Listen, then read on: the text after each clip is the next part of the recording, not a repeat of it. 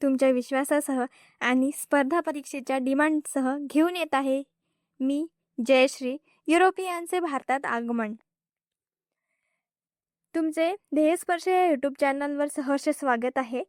मग मी जो टॉपिक घेऊन येत आहे त्यावर थोडे काही प्रश्न विचारूया.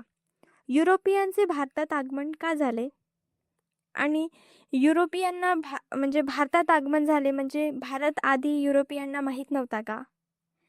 जर माहीत होता तर मग भारताच्या शोधात युरोपीय का निघाले असावे आणि निघालेच असावे तर भारत हा कशासाठी प्रसिद्ध असावा जेणेकरून युरोपियनना भारताची चाहूल लागली होती. आणि या सगळ्या इम्पॉर्टंट प्रश्नासह UPSC आणि MPSC या स्पर्धा परीक्षेमध्ये सातत्याने विचारल्या गेलेल्या काही बारकाव्यासह घेऊन येत आहे मीच जयश्री. युरोपियनचे भारतात आगमन. सर्वप्रथम आपण कारण जाणून घेऊया की युरोपीय भारतामध्ये का आले. काय असे कारण होते ज्यामुळे युरोपियनना भारत शोधावाच लागला. ठीक आहे. आणि तो सगळा अभ्यासक्रम आपल्या म्हणजे सिलेबसला काय असावा, का म्हणून असावा, या सगळ्या छोट्या छोट्या गोष्टीवर आपण आज माहिती घेणार आहोत.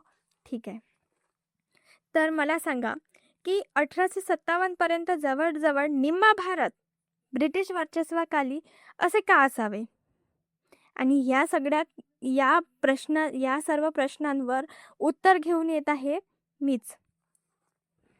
तर झालं असं की प्राचीन काळापासून भारताचा युरोपियन सोबत व्यापार चालत होता आणि हा व्यापार खुष्कीच्या मार्गाने चालत होता. त्यालाच आपण रेशीम मार्ग म्हणायचो. तुम्हाला माहिती असेल की जो भारताचा उत्तरेकडील भाग आहे म्हणजेच आशियाचा उत्तरेकडील भाग आहे तो संपूर्णतः पहाडी एरिया आणि खिंड पर्वत या सगळ्या बाबींनी व्याप्त आहे. त्यामुळे युरोपीय आणि आशिया यांना जोडणारा केवळ एकच मार्ग होता, तो म्हणजेच खुष्कीचा मार्ग आणि किंवा रेशीम मार्ग पण आपण म्हणू शकतो. या मार्गाने युरोपीय आणि आशिया खंड हा जोडला गेला. त्यामुळे झालं असं की भारताचा व्यापार त्याच बाजूने होत होता. पण काही कालावधीनंतर म्हणजेच 1453 मध्ये कॉन्स्टँटिनोपल हे जे शहर होतं, हा जो रेशीम मार्ग होता तो त्या कॉन्स्टँटिनोपल या शहरामधून जात होता आणि 1453 मध्ये या कॉन्स्टँटिनोपल या शहरावर ऑटोमन तुर्कांचं वर्चस्व होतं. हे बघा, तुम्ही हा घटनाक्रम व्यवस्थित जाणून घ्या आणि लक्षपूर्वक ऐका, म्हणजे जेणेकरून तुम्हाला जो इतिहास आहे तो समजून घ्यायला नक्कीच सोयीस्कर जाईल. ठीक आहे. बघा, तर कॉन्स्टँटिनोपल हे जे शहर होतं यावर ऑटोमन तुर्कांनी वर्चस्व निर्माण केलं होतं. त्यामुळे झालं असं की तिथून जो व्यापार होत होता त्यावर कर आकारला जायचा. आता मी तुम्हाला एक एक्झाम्पल देते.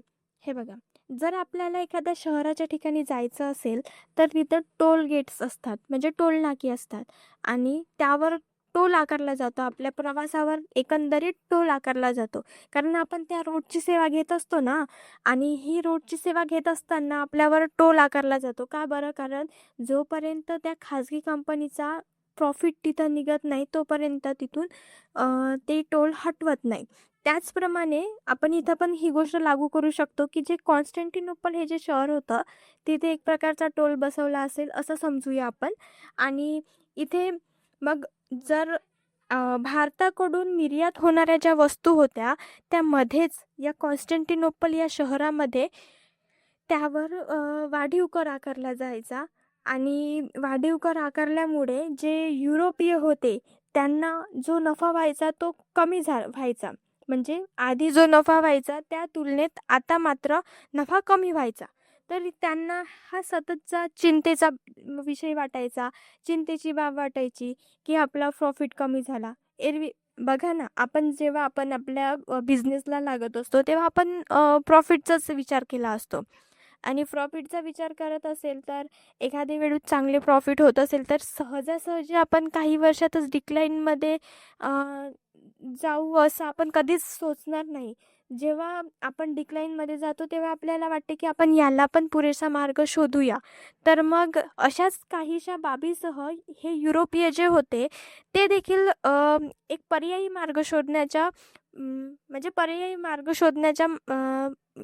मार्ग शोधत होते. तर त्यामध्ये झालं असं की त्यांना म्हणजे त्या कालावधीमध्ये युरोपमध्ये अशा शोधांचा म्हणजे शोध लागत होते. आधुनिकतेचं युग सुरू होतं युरोपमध्ये. वेगवेगळे शोध लागायचे आणि त्याचा पुरेपूर वापर काही साहसी सागरी सफरींनी केला होता.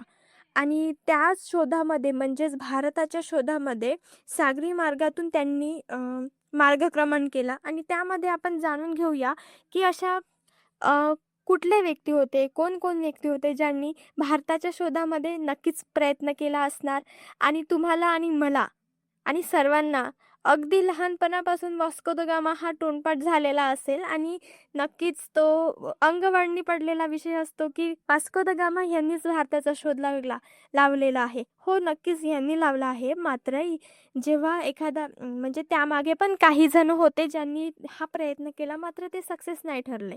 पण ह्यांचा जो प्रयत्न होता हा पुरेपूर खूप महत्त्वाचा होता. कारण यांनी जर पहिलं पाऊल ठेवलं नसेल तर मग नंतरचे व्यक्ती कसे काय येणार? आणि त्यासाठी सर्वप्रथम होते ते म्हणजेच बार्थोलोम्यू डायस. आता हे होते ते पोर्तुगीज खलाशी होते आणि ह्यांनी जे आपल्याला माहिती आहे की आफ्रिकेच्या दक्षिण टोकाला म्हणजेच केप ऑफ गुड होपला आशेचे भूशिर असे नाव दिले होते. आणि तुम्हा आम्हाला सगळ्यांनाच दक्षिण आफ्रिका नक्कीच परिचयाची आहे कारण आपले जे लीडर्स होते त्यामध्ये महात्मा गांधीजी यांनी जे कार्य केलेलं आहे दक्षिण आफ्रिकेमध्ये ते खूप मोलाचं आहे. पण तरी देखील आपण मॉडर्न हिस्ट्रीचा अभ्यास करत आहोत तर बार्थोलोम्यू डायस यांनी सर्वप्रथम सागरी सफरींना निघाले आणि यांनी आफ्रिकेच्या दक्षिण टोकाचा शोध लावला होता. मात्र ते पुढे मार्गक्रमण नाही करू शकले भारताच्या शोधात. काही त्यावेळीच्या काही परिस्थिती असू शकतात ना, नैसर्गिक असेल, काही त्यांच्या म्हणजे स्वतःच्या पण काही अडचणी असणार. प्रत्येक बाबीला एकच गोष्ट कारणीभूत नक्कीच नसते. खूप काही गोष्टी कारणीभूत असतातच, हे समजून घ्या तुम्ही. आणि आपण दुसरा म्हणजे सेकंड मोस्ट इम्पॉर्टंट जो सागरी खलाशी साहसी सफरीन होते त्यामध्ये कोलंबस होते आणि हे कुठले तर हे स्पेनचे होते. म्हणजेच ह्यांनी काय शोधलं तर अटलांटिक महासागर पार करून म्हणजे जो अटलांटिक महासागर होता त्याला पार करून जो अमेरिकेचा किनारा होता तिथे ते पोचले होते. आणि तिथे पोचले आणि त्यांना वाटलं असेल की जे तिथे रेड इंडीज होते त्यांना वाटलं असेल की हे देखील भारतीय सारखे दिसतात म्हणून त्यांनी असा दावा केला की हे भारत असू शकते. म्हणजे जे कोलंबसने शोध लावला होता त्यामध्ये रेड इंडीजचा शोध लावला होता आणि हे भारतीय असू शकतं असं त्यांनी दावा दिला होता. म्हणजे असं त्यांनी सांगितलं होतं. ठीक आहे.